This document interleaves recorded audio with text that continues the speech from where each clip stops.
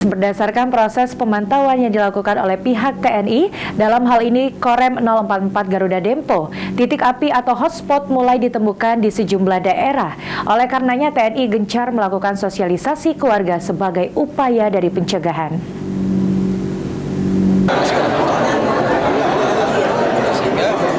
Keterangan tersebut disampaikan oleh Komando Korem 044 Garuda Dempo, Brigjen TNI Naudi Nurdika beberapa waktu lalu, di mana saat ini hampir seluruh kabupaten di Sumatera Selatan telah ditemukan titik api atau hotspot.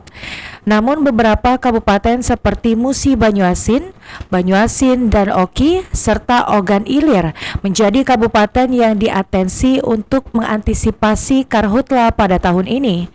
Korem Gapo sendiri menurut Jenderal Bintang 1 ini terus berupaya melakukan proses pencegahan dengan turun langsung ke warga sebagai upaya mengantisipasi karhutla. Karena penyebab dari karhutla ini sendiri akibat ulah dari manusia. Intinya yang paling utama strategi penanggulangan karhutla itu adalah pencegahan. Itu yang strategi yang paling bagus menurut saya.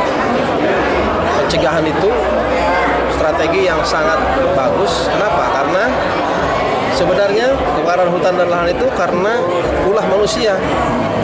Ya, artinya kalau manusia itu dicegah supaya tidak membuka lahan dengan cara bakar, itu selesai semua itu sebenarnya.